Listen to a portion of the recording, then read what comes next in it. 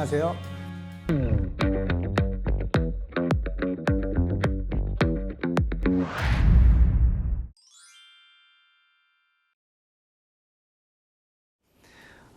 이번 시간에는 우리가 말로 표현할 수 없는 우리의 마음에 대해서 한번 이야기를 풀어나가려고 합니다. 우리의 마음은 말로 표현할 수 있는 마음이 있고 말로 표현할 수 없는 그런 마음이 있습니다. 내 마음 속에 있는 가령 어머니의 얼굴, 좋아하는 냉면의 맛, 친구의 어떤 미세한 몸짓이나 표정 하나하나 이런 것들 말로 표현하기에는 한계가 있는 것이죠. 미술과 음악, 무용과 연극, 또 영화 같은 이런 다양한 예술적 표현들은 우리가 단순한 언어만으로는 표현하지 못하는 어떤 마음의 표상, 우리가 그 마음의 표상을 심적 표상이라고 하는데요. 이런 심적 표상을 투영해 왔습니다. 심적 표상이라는 것은 외부 대상을 대표하는 어떤 마음속 상징 혹은 그 상징을 사용하는 어떤 내적 과정 이런 것들을 의미하는 표현입니다. 우리 마음에는 세상을 언어나 명제로 전환해서 즉 디지털화해가지고 저장한 그런 것이 있는 반면에 세상의 모습과 비슷하게 즉 아날로그적으로 그렇게 저장한 지식이 있습니다. 명제로 전환한 그런 지식은 디지털화해서 저장한 것으로 볼 수 있고요. 세상의 모습과 비슷하게 저장한 것은 아날로그적으로 저장한 것으로 그렇게 이해할 수 있다는 말씀입니다. 즉 우리 마음에는 디지털과 아날로그가 공존해 있는 것이죠. 현재 우리 앞에 존재하지 않아서 우리가 직접 보거나 듣거나 만지거나 냄새 맡을 수 없는 혹은 맛볼 수 없는 어떤 대상을 마음속으로 표상하는 것, 그것을 심리학자들은 멘탈 이미저리, 심상이라고 부릅니다. 즉, 현 시점에서 우리의 시각이나 청각과 같은 그런 감각기관에 어떤 정보도 입력되지 않은 어떤 대상에 대한 표상이고 우리는 이러한 심상을 갖고 수시로 또 이용합니다. 시각적 심상은 마음속의 영상이라고 할 수 있고요. 청각적 심상은 마음속의 녹음이라고 할 수 있습니다. 예를 들어서 오늘 아침 식사로 여러분들은 무엇을 드셨습니까? 한번 떠올려 보시기 바랍니다. 만일 콩나물 국밥에 깍두기 반찬을 먹었다고 그렇게 한다면 그 장면을 머릿속에 떠올리실 수 있습니까?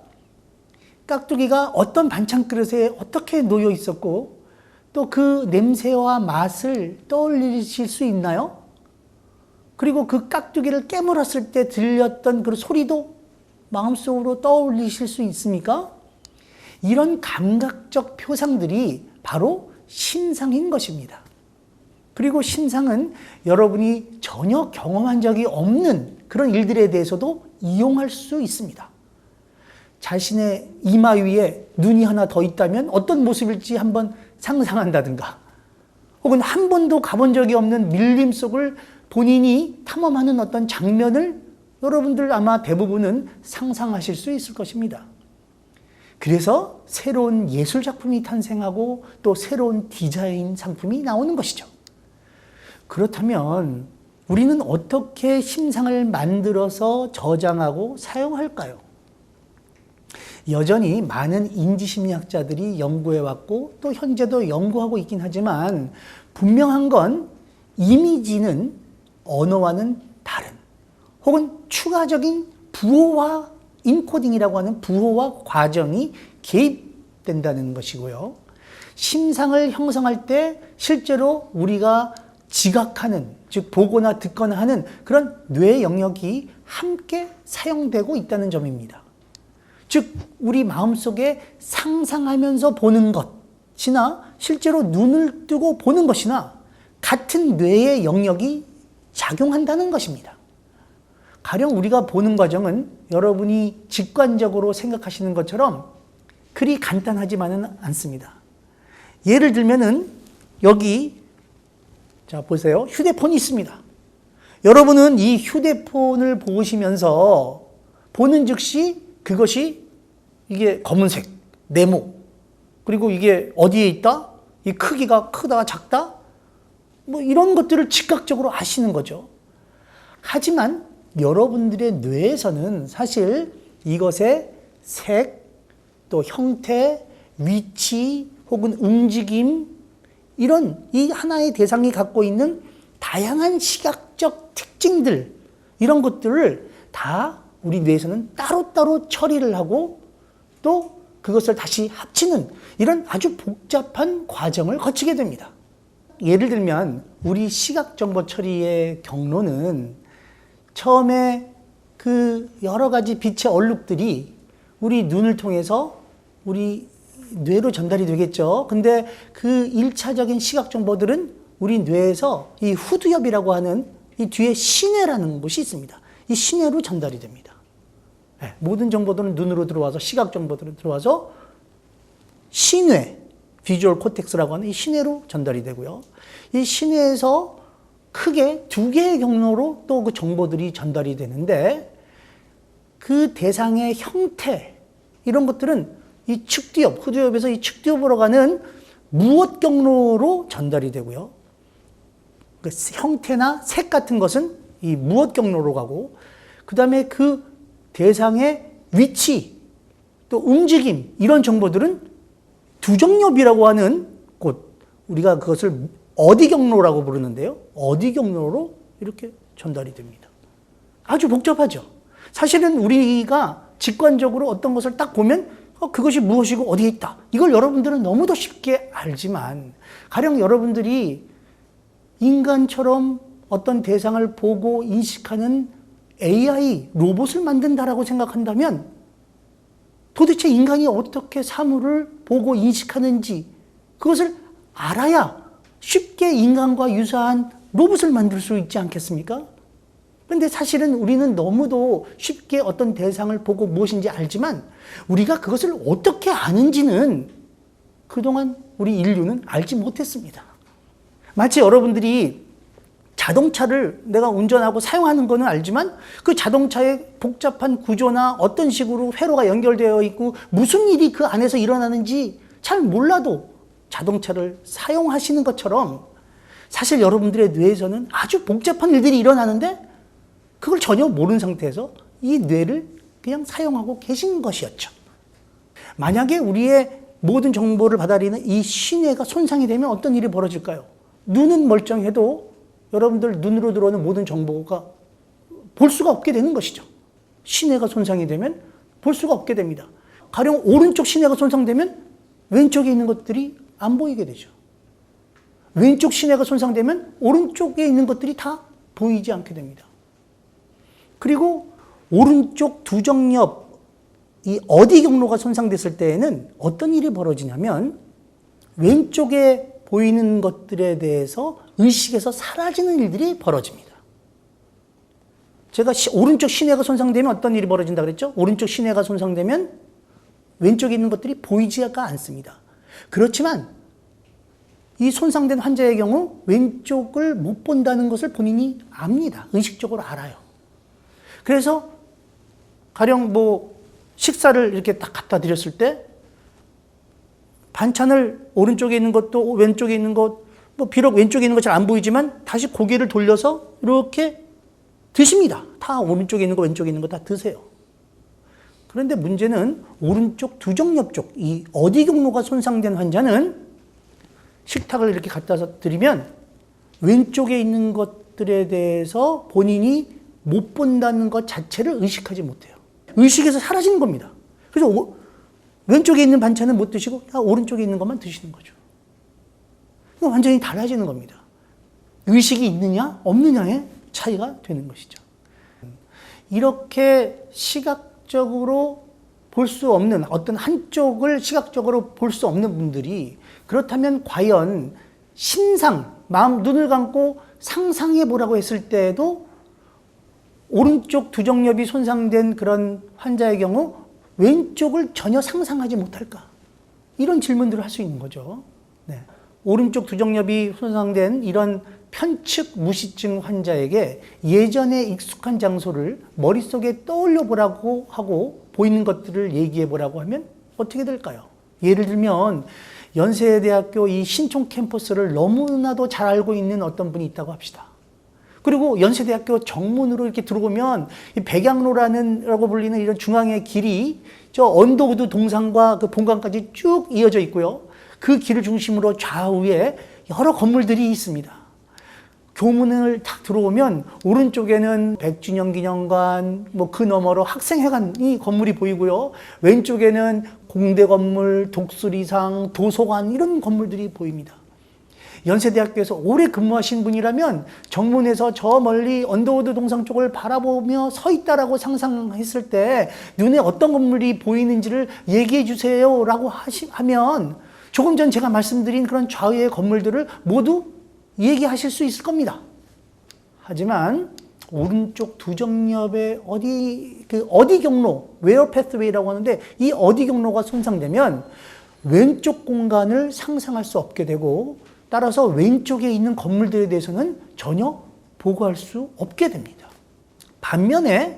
반대로 언더우드 동상에서 교문 쪽을 바라보면서 있다라고 그렇게 상상하면서 보이는 건물들을 보고했을 때에는 아까 보고할 수 없었던 그런 건물들을 다 보고할 수 있습니다. 그러니까 이것은 기억의 문제가 아니고 심상의 문제다. 그리고 이 심상은 마치 보는 것과 거의 유사한 그런 기전을 갖고 있다. 이렇게 말씀드릴 수 있는 것이죠. 이러한 현상은 우리가 지각하는 것과 이미지를 떠올리는 것이 아주 비슷한 기제로, 비슷한 메커니즘으로 작동하며 공통된 뇌 영역이 관여하고 있음을 보여주는 증거입니다.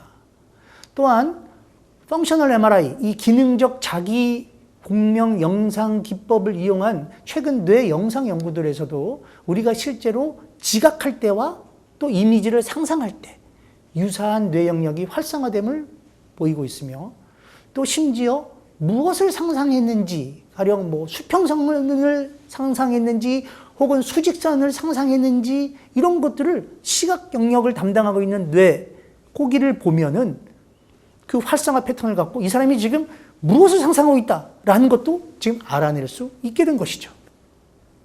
하지만 이런 발견들과는 달리 지각과 심상이 완전히 동일한 것은 아니다라는 그런 증거들도 있습니다. 어떤 사람은 지각은 정상인데 퍼셉션, 이 지각은 정상인데 심상을 떠올리지 못하는 사람도 있고요. 심상은 제대로 떠올리는데 지각을 또 못하는 사람도 있습니다. 물체를 앞에 놓고 볼 때보다 마음속에 이게 떠올릴 때, 즉 심상을 형성할 때는 정신적인 노력이 조금 더 필요하고요. 또 우리의 심상은 실제로 보는 것보다는 덜 정확하기도 하죠.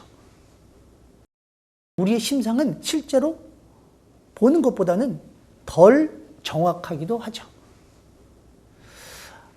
우리 모두 자주 보았던, 그래서 너무나도 잘 알고 있다고 생각하는 대상을 한번 우리 다 같이 한번 심상을 떠올려 볼까요?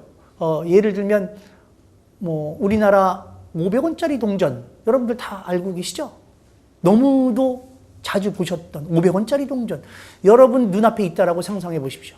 그 500원짜리 동전 앞면에 어떤 그림이 있습니까? 네, 학 그림이 있습니다. 네, 이 학이 날아가는 모습이 보이시죠? 제가 수업 시간에 학생들에게 그 500원짜리 동전의 그 학 그림 모두 다 알고 있는지 손을 들어보라고 하면 다 안다고 합니다.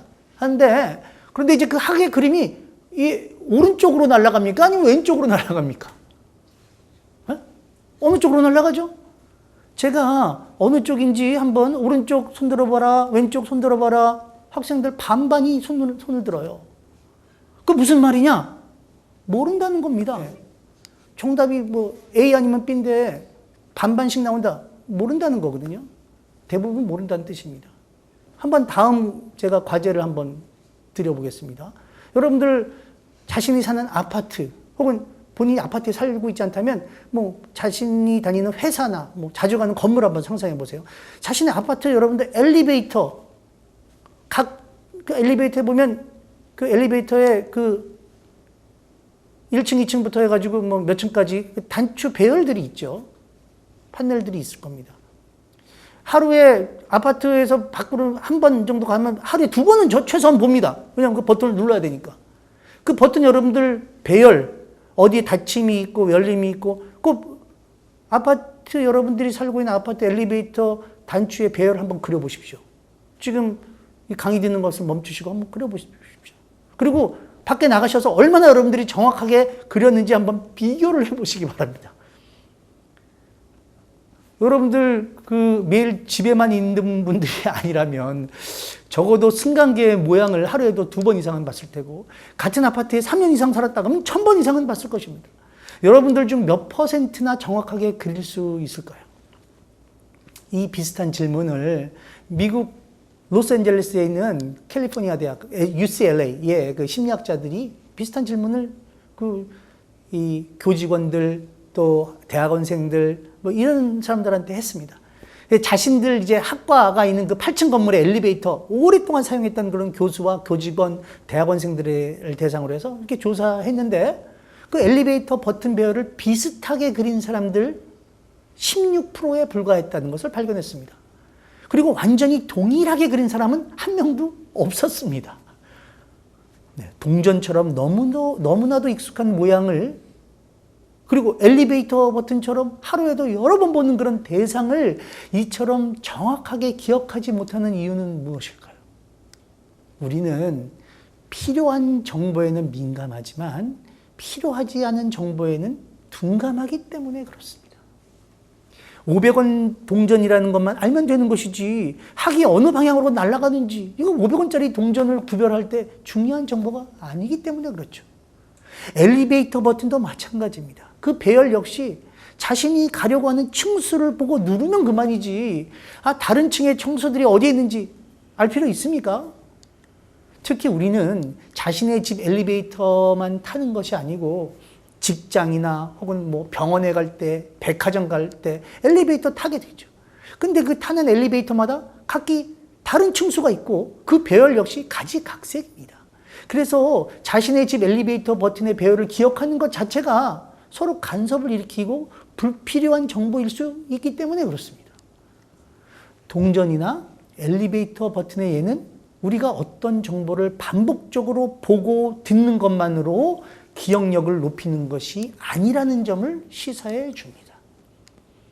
결국 우리가 의식적으로 기억하고 인출하기 위해서는 그에 필요한 상황이 존재해야 하고, 우리는 그 상황에 맞는 기억 전략을 사용할 수 있습니다.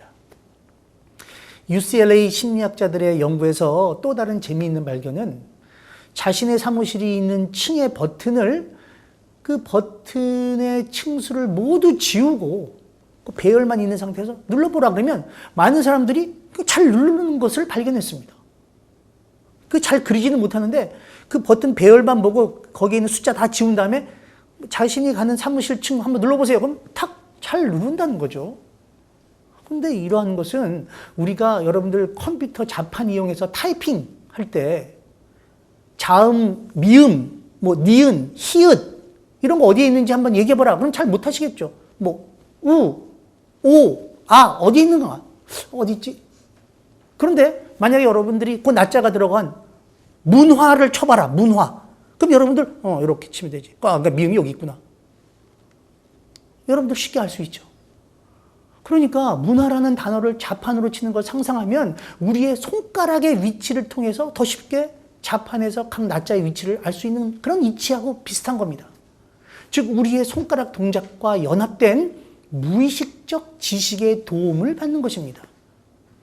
이런 지식을 심리학에서는 절차적 지식이라고 부르는데요. 나중에 여러분들에게 좀 더 자세하게 설명할 기회가 있을지 모르겠습니다만, 아무튼 이런 지식, 절차적 지식 또한 언어적으로 저장된 지식이 아닙니다. 반복된 학습을 통해서 우리의 의식이 아닌 몸이 익히는 것으로 이해할 수 있습니다. 여러분들이 자전거를 타고 수영을 하는 것, 내가 자전거를 못 타다가 자전거 타는 것을 배웠다. 그러면 그 배운 지식이 여러분 몸에 들어가 있습니까? 우리가 몸으로 익힌다라고 얘기는 하지만 실제로 그 지식은 여러분 뇌에 저장되어 있는 것입니다. 그리고 그 지식은 말로 표현할 수 있는 지식이 아니죠. 그 지식은 무의식적인 지식이 되는 것입니다. 자, 또 심상과 관련된 다른 과제를 한번 생각해 보겠습니다. 여러분들 어렸을 때 우리가 수없이 많이 봤던, 어렸을 때부터 본 거죠. 지금도 보고 있는 우리나라 지도를 한번 마음속에 떠올려 보십시오. 우리나라 지도.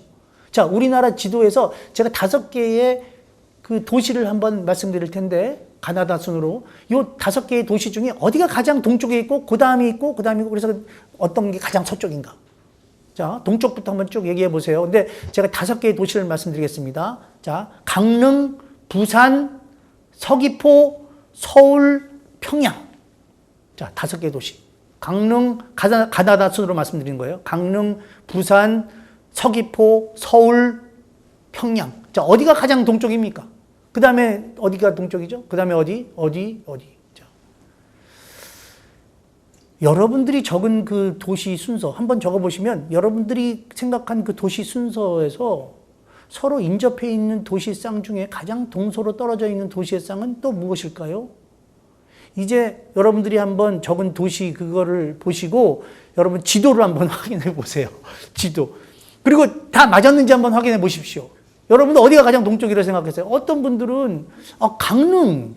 네, 강릉이 강원도가 가장 동쪽이고 그 끝에 있으니까 가장 동쪽 아닌가? 이렇게 생각하실 수도 있고요. 제주도는 서울과 부산 사이에 있으니까 제주도 서귀포가 서울보다는 더 동쪽에 있지 않을까? 이렇게 생각하신다든가, 혹은 서울에서 곧장 북으로 가면 평양, 이런 생각들, 이런 것 때문에 여러분들의 이 동쪽부터 이 서쪽까지 도시의 순서들이 잘못 왜곡될 수 있는 가능성이 있는 것입니다. 비언어적인 마음이 우리의 뇌에서 차지하는 비중이 크고 중요함에도 불구하고 전통적인 교육이나 사회 인식에서 등한시되어 온 것이 사실입니다. 그 이유 중에 하나는 비언어적 마음의 특성이 과학적으로 연구되어 온 것이 최근 일이고, 또 비언어적 마음이 의식적으로 또 언어적으로 논리적으로 표현되기 어려운 특성을 지녔기 때문이기도 합니다. 여러분들 오늘날 많이 사용되는 그런 지능 검사, 여기에서 언어적 지식을 측정하는 검사 문항들이 많이 있죠. 어휘력 검사라든가 독해력. 근데 이런 것뿐만 아니라 공간적 지식을 측정하는 그런 문항들을 포함하고 있습니다. 이런 문항들 역시 마음속에서 3차원 물체를 회전시켜서 어떤 동일한 물체인지를 찾는 것, 혹은 주어진 종이를 접어서 만들어지는 입방체, 그 3차원적인 모양이 무엇인지를 고른다게 한다든가, 혹은 종이를 막 접어가지고 구멍을 딱 뚫었을 때, 그러고 나서 펼쳐지면 어떤 구멍이 이렇게 모양이 보일까? 이런 것들을 구하는 문제들. 이런 문항들 모두 우리의 심상 형성과 조작 능력을 측정하는 것입니다. 전통적으로 우리나라에서는 이런 그 심상 능력과 관련된 것들을 등한시해 왔죠. 여러분들 그 초등학교 때부터 대학교 때까지 맨 배우는 것은 대부분 언어적인 것, 언어적으로 표현할 수 있는 명제, 수학적인 것도 언어적으로 다 표현할 수 있는 것이죠, 대부분.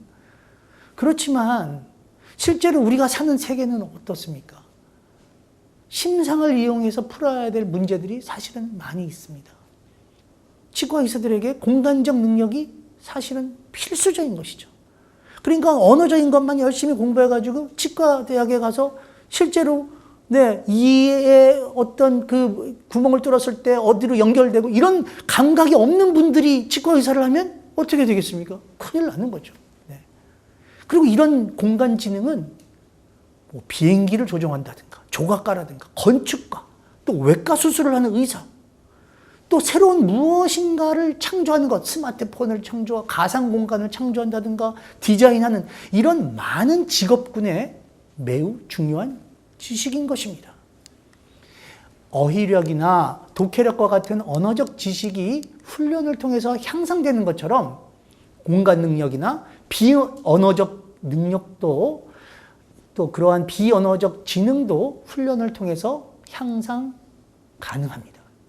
참고로 심리학자인 하워드 가드너와 같은 분은 인간의 지능을 8개의 독립적인 다중지능 이렇게 구별을 한 바가 있습니다. 이 8개는 뭐 언어지능, 수리 논리지능, 음악지능, 신체지능, 뭐 공간지능, 개인간지능, 개인 내지능, 자연지능 뭐 이렇게 8가지의 독립적인 다중지능으로 구분한 바가 있는데요.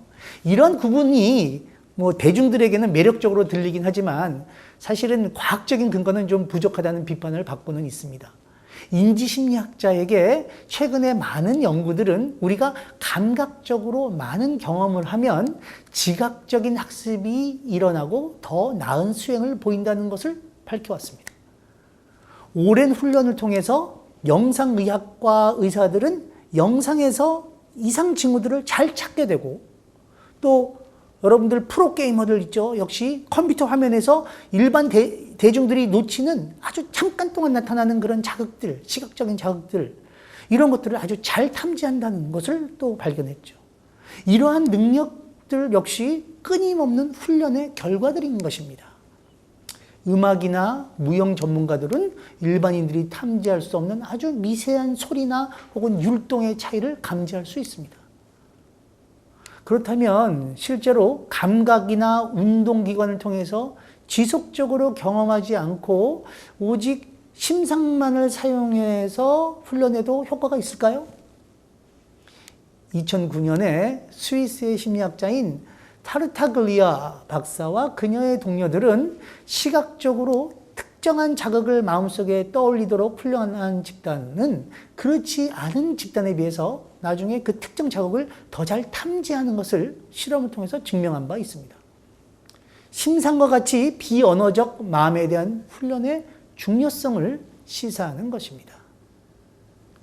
이번 시간은 문제를 바라보는 우리 인간의 심리에 대해서 말씀을 드리겠습니다.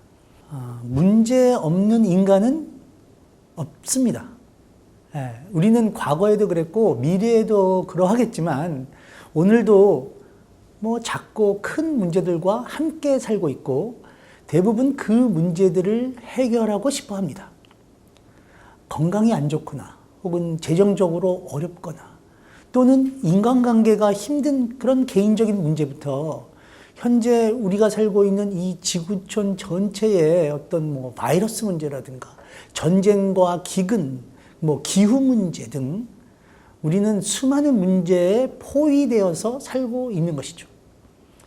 문제, problem, 영어로는 problem인데 이 문제는 원하는 목표 상태에 도달하려는데 어려움이 있을 때, 그럴 때 이 문제라는 것이 발생합니다. 다시 말씀드리면 현재 나의 상태가 내가 목표로 하는 그런 상태로부터 떨어져 있고 목표 상태로 가는 그 과정에 장애물이 있는 경우 문제가 발생하는 것이죠. 장애물을 넘어서 목표 상태로 가는 것을 심리학에서는 문제 해결 과정이다 이렇게 부르고 있고요. 인지심리학자들은 사람들이 문제를 해결하기 위해 노력하는 동안 우리의 마음속에서 어떤 일들이 일어나는지를 연구해 왔습니다. 너무나 당연한 이야기지만 단순히 기억하고 있는 것을 인출하거나 혹은 뭐 배운 기술을 그대로 사용해서 해답을 찾는다면 문제될 것이 없습니다. 회사에 들어가서 이미 배운 지식이나 기술만을 이용해서 일을 하는 사람들에게 그 일은 아무 문제가 없겠죠. 문제는 해답을 즉각적으로 찾기 어려울 때 생기는 것입니다.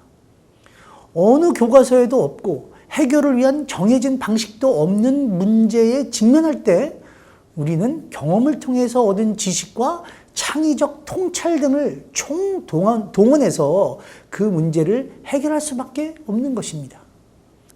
대부분의 인문, 사회, 자연과학 전공생들이 대학을 졸업하고 사회에 나와서 하는 것은 새로운 일터에서 일을 배우고 새로운 문제를 해결하는 일입니다.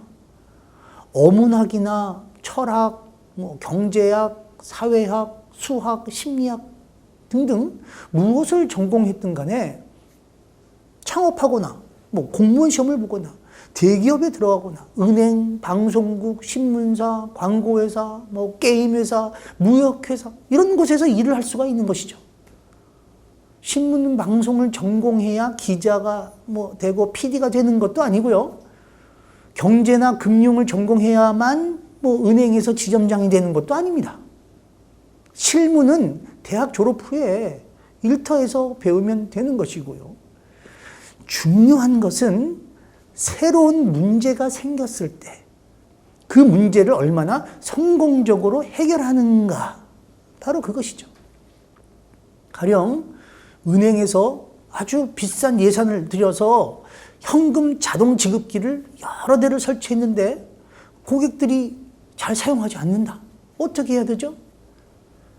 새로운 상품을 만들거나 홍보해야 하는 그런 프로젝트를 맡았다면 어떻게 해야 됩니까? 지난 코로나19 사태처럼 비대면 교육이나 비대면 업무의 장기화가 향후 우리나라의 산업 및 교육 생태계에 어떤 변화를 일으키고 우리는 어떻게 대응해야 되는지, 이런 문제를 풀려면 어떻게 해야 되죠? 교과서를 찾아봐도 해답이 나오지 않습니다. 바로 문제 해결 능력이 필요한 순간이죠.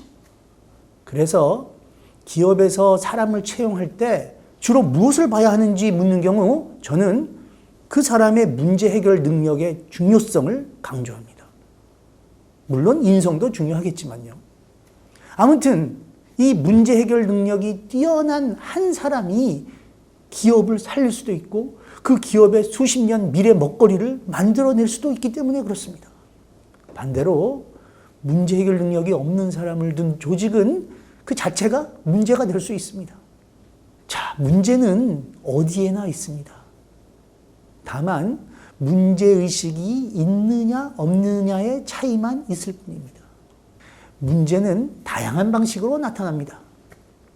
학교에서 학생들이 문제를 푸는 것과 같이 당장 해결해야 할 문제가 여러분들에게 주어질 수도 있고, 현재의 매출이나 생산성을 높이기 위해 문제를 만들 수도 있고요. 또 지금은 보이지 않는 새로운 문제, 예를 들면 뭐 미래의 먹거리, 이런 새로운 문제를 찾아서 나설 수도 있습니다. 문제 해결을 위해서 가장 먼저 필요한 것은 무엇일까요?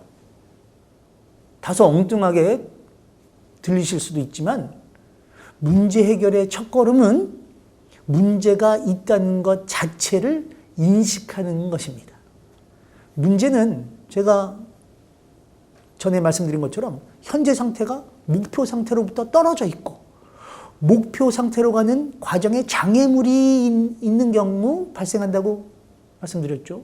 따라서 현재 상태에서 떨어진 목표 상태가 있다는 것을 인식하지 못하거나 목표 상태가 있다는 것을 알고 있더라도 그 경로에 장애물이 있다는 것을 모르거나 혹은 장애물이 있다는 것을 알고 있더라도 본인이 이미 생각해 놓은 장애물 제거 방법이 부적절하다는 것을 모르는 경우 그 사람은 문제가 있다는 것 자체를 인식하지 못하게 됩니다. 예를 들면 부동산 정책 담당자가 주택시장 안정화라는 그런 목표가 있다는 것을 인식하지 못하거나 혹은 그 목표에 이르는 그 경로에 여러 장애물이 있다는 것을 파악하지 못하거나 혹은 설정된 해결책이 적절하지 않다는 것을 모른다면 그 사람은 문제가 있다는 것 자체를 인식하지 못하고 있는 것입니다. 문제 해결의 첫 시작은 문제가 있다는 것을 인식하는 것에서 시작한다고 제가 말씀드렸는데 우리 주변에는 나는 문제 없어 이런 말을 외치는 사람들을 어렵지 않게 볼 수 있습니다.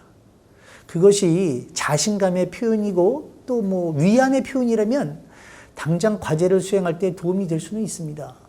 하지만 불안감 해소를 위해서 문제 자체를 외면하는 그런 자신감은 위험합니다. 전지전능한 신이라면 모를까? 역설적으로 말씀드린다면 문제가 없다고 믿는 그 사람이야말로 문제가 있다라고 할 수 있습니다. 왜냐하면 어떤 개인이나 조직이든 발전을 위해서는 현재보다 더 나은 목표 상태가 있기 마련이고요. 따라서 현재 문제가 없다면 새로운 문제를 만들어서라도 끊임없이 해결하고 도전해야 하기 때문에 그렇습니다. 따라서 자신에게 문제가 있다는 것은 결코 나쁜 것도 아니고 불안해할 일도 아니죠. 문제를 인식하지 못하거나 인식하더라도 문제 해결을 위해 아무런 노력을 하지 않는 것이 불행한 것입니다. 자, 문제는 누구에게나 있고 또 있어야 정상인 것이죠. 그것을 인정하고 의연하게 문제와 마주치는 것이 중요합니다. 문제가 있다는 것에 대한 거부감이나 불안감은 제대로 된 문제 해결을 방해하는 주요 요인이 됩니다. 문제에 대한 불안감을 해소하기 위해서 막연하게 나는 문제 없어. 다 잘 될 거야. 뭐 이런 것들을 계속 되뇌는 것은 당장 위안은 줄 수 있지만 궁극적인 해결책이 아닙니다. 뉴욕 대학 심리학과의 가브리엘 웨팅겐 등 연구자들이 2016년 심리과학 Psychological Science라는 학술지에 발표한 논문에 따르면 어른이든 아이든 간에 미래에 대해서 막연히 긍정적으로 상상하는 것, 아무것도 하지 않으면서 난 잘 될 거야, 아무 문제 없어, 이렇게 막연히 긍정적으로 상상하는 것은 당장 기분은 좋게 하는 데는 도움이 되지만 몇 달이 지나면 오히려 긍정적 상상을 한 집단이 그렇지 않은 집단에 비해 좀 더 우울한 증상을 보이는 등 정신건강에 오히려 부정적 영향을 주는 것으로 보고하고 있습니다. 이러한 결과는 막연한 긍정적 상상이 현재 문제나 혹은 미래에 발생할 문제를 제대로 인식하는 데 방해 요소로 작용해서 결국 문제 해결을 위한 어떤 노력도 하지 못하게 했기 때문으로 해석할 수 있습니다. 문제가 있다는 것을 인식하고 나면 그 다음 단계는 문제를 정확하게 이해하는 것입니다. 논술 문제를 채점하거나 제가 면접을 이렇게 하다 보면 수험생들 중에는 문제를 제대로 이해하지 못하고 엉뚱한 답을 하는 경우가 종종 보입니다. 일상생활 속에서의 문제들 역시 그 문제들을 잘 정의하고 마음속에 제대로 된 문제의 표상을 갖고 있어야 합니다. 교실에서 떠드는 아이들에게 떠들 때마다 주의를 주고 꾸중을 하는 것이 문제 해결에 도움이 되는 것인지 아니면 문제를 더 키우는 것인지는 그 문제가 무엇인지에 따라서 다릅니다. 어떤 아이는 집이나 뭐 집에서 혹은 친구들에게 별 관심을 받지 못하다가 교실에 오면 그래서 교실에서 막 자신이 떠들거나 말썽을 그렇게 일으키면 비록 선생님에게 꾸중을 받긴 하지만 집에서 무관심 이런 것보다 주목받고 싶은 어떤 관심의 대상이 되는 것 이것을 더 좋아할 수도 있거든요.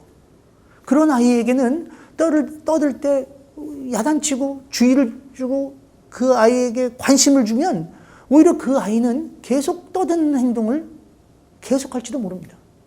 그런 아이에게는 떠들 때 오히려 그냥 무시하고 오히려 가끔 가다가 조용할 때 그때 관심을 보이는 그런 것들이 문제 해결에 더 도움이 될 수도 있는 것이죠. 그래서 문제를 이해하는 데 중요한 첫 단계는 문제 해결을 위한 적절한 정보에 주의를 기울이는 것이죠.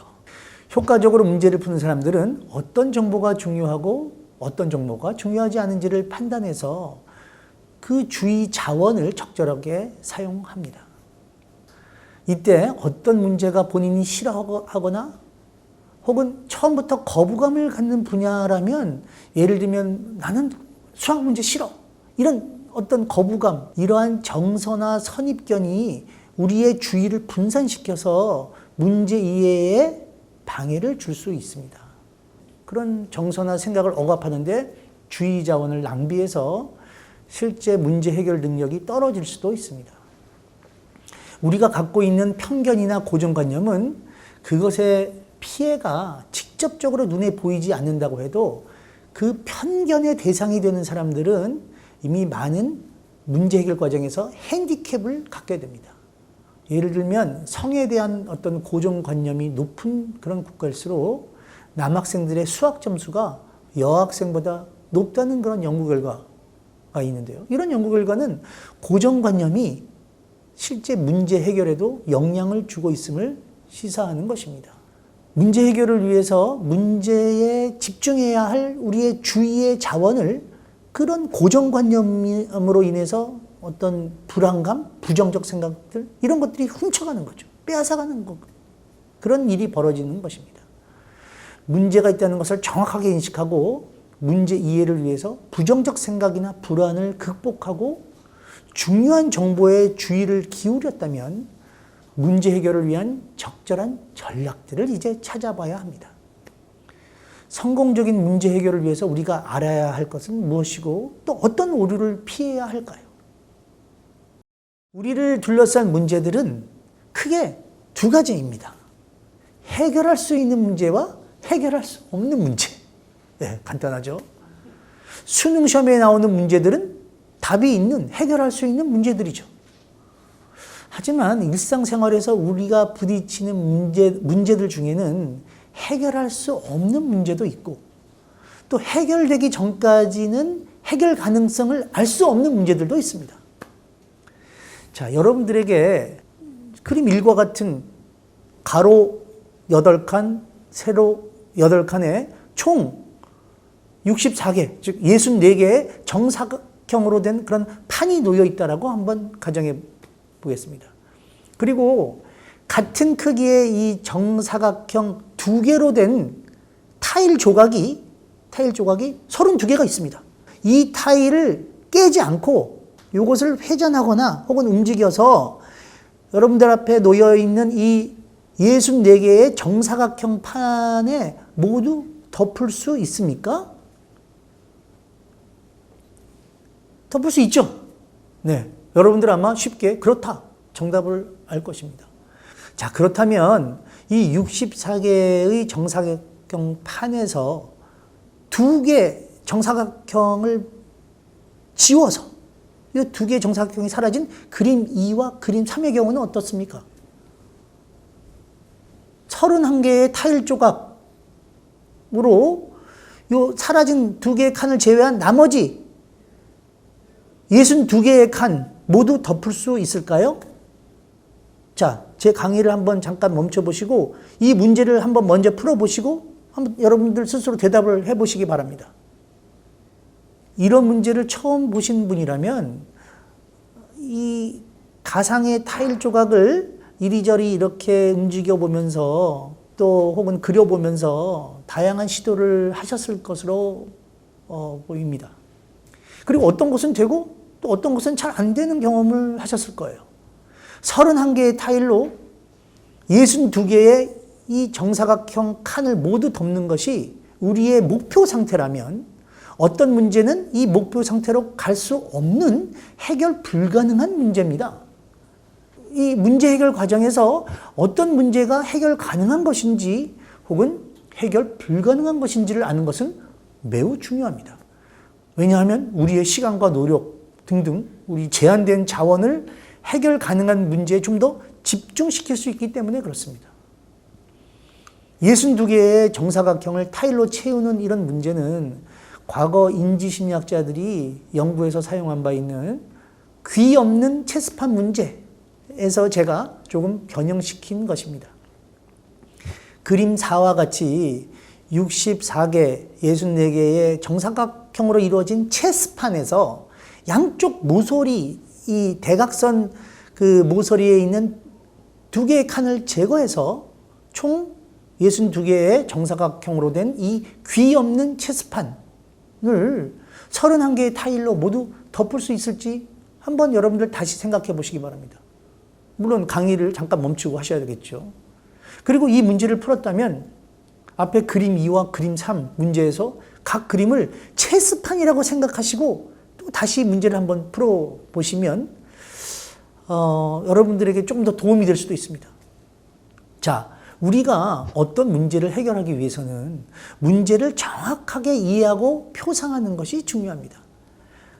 그 체스판에서 하나의 타일로 덮을 수 있는 체스판 영역은 반드시 색이 다른 인접한 두 정사각형이어야 합니다. 맞죠? 여러분들 그 두 개, 그 정사각형으로 된 그 타일을 어디에 덮든, 어떻게 회전해서 어떻게 덮든 반드시 검은색과 붉은색이 동시에 덮이는 것이죠. 하지만 그 대각선의 그 양 귀퉁이가 없어진 그 정사각형, 없어진 대각선의 양 귀퉁이의 정사각형은 보시면 같은 색이죠. 따라서 남은 체스판에서 어떤 색은 모두 30개고 다른 색은 32개. 그렇게 됩니다. 그래서 31개의 타일로 이들을 모두 덮을 수가 없게 되는 것이죠. 마치 남자 30명과 여자 32명, 남자 30명과 여자 32명으로 남녀 31쌍을 만들 수 없는 이치와 같습니다. 그림 2와 그림 3은 각각 그림 5와 그림 6과 동일한 모양이죠. 그림 5를 보시면 같은 색의 정사각형이 두 개 없는 상태라서 검은색과 붉은색을 동시에 덮는 타일로는 이 체스판을 모두 덮을 수 없습니다. 반면에 그림 6은 검은색과 붉은색 정사각형이 하나씩 없는 상태라서 그 타일로 두세 개의 짝을 맞춰서 모두 덮을 수가 있는 것이죠. 그림 2와 그림 3을 보면서 체스판 무늬를 상상하거나 혹은 상징적인 구분, 예를 들면 그림 7과 같이 남녀 이렇게 표시해서 그런 상징적인 어떤 구분을 만들어서 표상한다면 이 문제를 더욱 쉽게 이해하실 수 있을 겁니다. 즉, 주어진 문제에 보이지 않는 어떤 새로운 표상을 만드는 것이 문제 해결에 도움이 되는 것입니다. 인지심리학자들은 우리가 이전에 배운 적이 없는 새로운 문제에 직면했을 때 어떤 개인적 혹은 상황적 요인들이 문제 해결에 도움이 되는지, 또 문제 해결을 방해하는 요인들은 무엇인지에 관심을 갖고 연구를 해왔습니다. 앞서 보여드린 체스판 문제는 문제를 어떻게 표상하고 또 문제의 핵심이 무엇인지를 파악하는 것이 문제 해결의 중요함을 보여주는 좋은 예라고 할 수 있습니다. 네, 이제 다른 문제를 한번 풀어보겠습니다. 자, 다음은 한글 글자의 초성 순서인데요. 빈칸에 들어갈 초성은 무엇일까요? 자, 여러분들 한번 그 빈칸을 한번 채워보시기 바랍니다. 네. 이 초성 퀴즈를 처음 보는 분들은 괄호 안에 적당한 초성을 찾기가 쉽지 않을 수도 있어요. 하지만 괄호 안에 들어갈 정답이 이 앞에 있는 것들이 가령 숫자 1, 2, 3, 4, 5, 6, 7 그러면 이제 뒤에 네, 뭐가 들어갈지 이제 알았다 이렇게 아실 수 있는 거죠. 자, 그렇다면 두 번째 문제 한번 초성 퀴즈를 한번 보여드리겠습니다. 자, 이응, 히읗, 시옷, 미응, 기응 뭐가 들어갈까요? 이 초성 퀴즈는 앞에 문제를 푸신 분은 좀 더 쉽게 푸실 수 있습니다. 이게 또 뭘까요? 자, 아직 문제를 해결하지 못하셨다면 일주일에 몇 개의 요일이 있는지 한번 생각해 보시면 네, 쉽게 아실 수 있을 겁니다. 자, 두 번째 문제를 첫 번째 문제보다 쉽게 푸셨다면 첫 번째 문제를 해결할 때의 마음 갖춤새라고 우리가 얘기하는데 멘탈 셋, 마음 갖춤새. 보통 어떤 대상이나 문제를 특정한 방식으로 보거나 접근하는 경향성, 이것을 우리가 마음 갖춤새라고 하는데요. 이런 마음 갖춤새를 가지고 두 번째 문제를 해결했기 때문입니다. 다시 말씀드려서 과거에 성공했던 문제 해결 경험이 마음 갖춤새를 형성해서 현재 문제 해결에 도움을 준 것입니다. 이러한 마음 갖춤새와 관련된 고전적인 인지심리학 실험을 제가 하나 소개하겠습니다. 1942년 미국 심리학자인 에이브럼 루친스가 했던 연구인데요. 여러분들도 한번 해보시기 바랍니다. 여러분들에게 지금 이제 보이시는 것과 같이 물통 3개가 A, B, C 물통 3개가 있습니다. 예, 아래 그 물통에 용량이 적혀 있죠. 그래서 그 용량과 또 원하는 물의 양이 표시되어 있습니다. 여러분들에게 이 ABC 물통은 비어 있고요. 물통에는 어떤 눈금도 없이 그냥 가득 채웠을 때의 총 용량만 우리가 알 수가 있습니다. 여러분은 수돗물을 얼마든지 이용해서 물을 받을 수가 있고, 자, 각 문제에서 원하는 물의 양을 얻기 위해서 이 물통들을 이용해서 이 원하는 양 어떻게 얻을 수 있는지 한번 하나씩 풀어가 보시기 바랍니다. 자, 첫 번째 문제, 원하는 양 100리터의 물을 원하는데 물통 21리터짜리 물통이 A가 있고 127리터짜리 물통 B가 있고 3리터짜리 물통 C가 있습니다. 자, 여러분들 어떻게 하면 100리터를 얻을 수 있습니까? 1번 문제. 자, 2번 문제 쭉 한번 여러분들이 풀어보세요. 뭐 잠깐 멈추고 풀어보셔도 좋습니다. 네, 그래서 8번 문제까지 한번 스스로 한번 쭉 다 풀어보십시오. 자, 다 하셨습니까? 여러분들이 이 문제를 풀었다면은 처음 한두 문제를 해결할 때는 시간이 조금 걸렸겠지만 그 이후에는 점점 시간이 빨라졌을 것입니다. 그래서 계속된 문제들이 그냥 B 물통에 물을 가득 채우고 나서 A 물통에 한 번 따라버리고 나머지는 C 물통에 두 번 따라버리면 원하는 양을 얻을 수 있다는 것을 알 수 있으셨을 겁니다. 즉 원하는 양은 B 물통 빼기 A 물통 빼기 2 곱하기 C 물통 B-A-2C 이렇게 되는 것이죠. 이 문제 끝까지 이러한 공식을 사용하며 원하는 양을 얻을 수 있습니다. 하지만 만일 여러분이 마지막 문제까지 이렇게 문제를 해결했다면 여러분은 제가 조금 전에 말씀드린 마음 갖춤새의 부작용을 경험한 것이에요. 실제로 이 루친스의 실험에 참여한 대학생들도 마지막 두 문제, 이 마지막 두 문제는 여러분들 자세히 보시면 그냥 A 빼기 C 하면 되거나 혹은 A 더하기 C로 아주 쉽게 해결 가능한 문제입니다. 그럼에도 불구하고 복잡하게 계속 하나 빼고 또 두 개를 더해서 또 빼고 이렇게 이전처럼 계속 그런 방법을 사용하는 그렇게 되는 것이죠. 심지어는 이 이후에 또 다른 연구에서 후속 문제들 앞서 문제로는 전혀 풀 수 없고 그냥 더 쉬운 방법으로 풀 수 있는데도 계속 어려운 방법에 사로잡혀서 시간을 낭비하기까지 하는 그런 대학생들을 보고하기도 했습니다. 마음 갖춤새는 문제 해결 방식에서 우리의 이전 경험이나 사전 지식을 이용하는 일종의 하향적 처리, 우리가 탑다운이라고 하는데 본인이 갖고 있는 어떤 경험이나 지식을 이용해서 하는 것이죠. 그런 처리가 개입되고 있음을 보여주는 것입니다. 마음 갖춤새, 즉 이 멘탈 세트, 이 마음 갖춤새가 문제 해결에 도움이 되기도 하지만 이 루친스의 실험 결과처럼 문제에 대한 효과적인 해결 방식을 놓치게 만들기도 한다는 것이죠.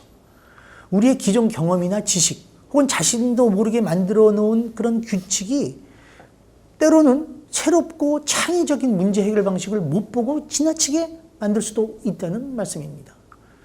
자, 우리에게는 통찰과 창의성을 요하는 문제들도 있고 기억된 지식과 논리를 이용해서 순차적으로 해결하는 비통찰적 문제들도 있습니다. 문제에 따라서 다양한 방식으로 문제를 표상하고 알고리즘이나 혹은 어림법, 유추 등등 다양한 문제 해결 전략을 우리는 사용하기도 합니다. 일상생활에서 어떤 문제들은 목표 상태에 도달하기 위해서 일시적으로 목표 상태로부터 멀어져야만 하는 그런 것을 요구하기도 할 수 있죠. 많은 연구들은 우리들이 그런 문제들의 취약함을 보여줍니다. 우리가 사는 세상은 가령 목표 상태가 높이 있다고 합시다. 그럼 그 높은 목표 상태로 계속 오르기만 하면 되는 그런 문제만 있는 것이 아니죠. 높은 곳에 어떤 목표 상태가 있지만 거기까지 올라갈 때 중간에 올라갔다가 한번 내려갔다가 다시 올라가야 되는 그런 문제라면 많은 사람들은 올라가야만 된다는 그런 생각에 사로잡혀서 중간에 조금 올라갔다가 다시 내려가지 못하고 여기에서만 머물러 있는 낮은 산에만 머물러져 있는 그런 경우를 실제로는 많이 보게 되는 것이죠. 즉, 더 높이 올라가기 위해서 우리가 반드시 내려가야만 할 수도 있고 또 중간에 장애물이 있으면 목표로부터 멀어지는 것처럼 보이는 그런 길을 우리가 택해야 될 때도 있는 것입니다.